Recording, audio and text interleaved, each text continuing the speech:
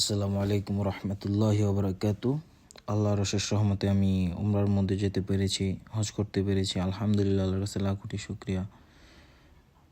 মক্কা এত সুন্দর একটা জায়গা, মদিনা অনেক সুন্দর জায়গা। মক্কা মদিনা আল্লাহ দেখার তৌফিক দান করছে, আল্লাহর কাছে লাখো কোটি শুকরিয়া।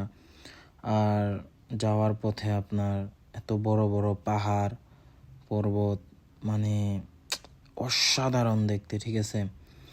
মানুষের জীবনে জানি না কি থাকে, মানে অনেক জায়গা ঘুরে মানুষ, ইউরোপ, আমেরিকা, এই সেই নানান জায়গা, কিন্তু আল্লাহ আমাকে মক্কা মদিনা দেখার তৌফিক দান করছেন।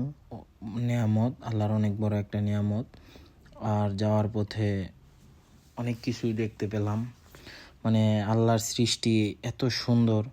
আর কিছু এরকম এরকম পাহাড় দেখতে পেলাম যে পুরোটা পাহাড় একদম মানে চুর চুর মনে হচ্ছে যে এইখানে ভাঙা ওইখানে ভাঙা, কিন্তু পাহাড় এতই বড়, ওই ছোট ছোট অংশের মধ্যে বিশাল বড় বড় পাহাড়ের খণ্ড মানে দাঁড়িয়ে আছে। আর আর এত জায়গা খালি, এত জায়গা, এত পাহাড় যে মনে হচ্ছে এই আকাশটা পাহাড়ের মধ্যে ঠেকে গেছে। মানে কি বলবো, আল্লাহর এত নিয়ামত, এত নিয়ামত, ঠিক আছে। কিন্তু এই দেশে যারা আমরা বাঙালিরা থাকি, যারা এই দেশে আসছি কাজের উদ্দেশ্যে, আমরা জানি আমাদের কাজ নিয়ে অনেক টেনশন, কাজ পাই না। জীবনে ভাই কাজ হোক আর না হোক, আল্লাহর ঘর মদিনা শরীফ, তারপরে নবীর অনেক স্মৃতি, এগুলো তো দেখতে পারলাম আলহামদুলিল্লাহ আল্লাহর কাছে। ভাই জাস্ট আপনি একটু ইমেজিন করেন যে হুজুর সাল্লাল্লাহু সাল্লাম, তারপরে সাহাবিগণ যারা ছিলেন, তারা এরকম পাহাড় বা আগে তো এরকম ছিল না, রাস্তাঘাট মরুভূমি ছিল, এরকম মরুভূমির মধ্যে দিয়ে তারা হাঁটতো, কাফেলা যেত, অনেক দূর গম রাস্তা তারা পাড়ি দিত, মক্কা থেকে মদিনাতে তারা হিজরত করতে যেত।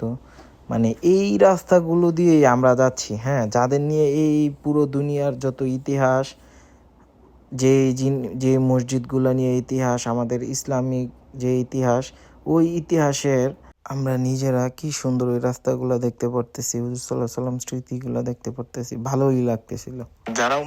যাক, খুব ভালো লাগলো আপনাদেরকে দেখাতে পেরে।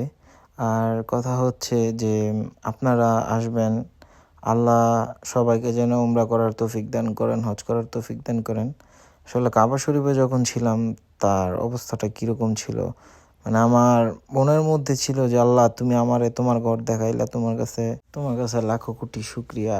আর আমার বাবা ঈদের দিন মারা গিয়েছেন, উনি পরকালে চলে গেছেন। ওনার জন্য দোয়া করতে পারছি, আমার নানার জন্য দোয়া করতে পারছি। পুরো পৃথিবীর যত মুসলমান মানুষ আছে যারা এই দুনিয়াতে নেই, তাদের সবার জন্য আমি দোয়া করতে পারছি। যারা বেঁচে আছেন তাদের জন্য দোয়া করতে পারছি। আল্লাহ যেন সবাইকে হজ করার তৌফিক দান করেন। আল্লাহ, আলহামদুলিল্লাহ, আমিন।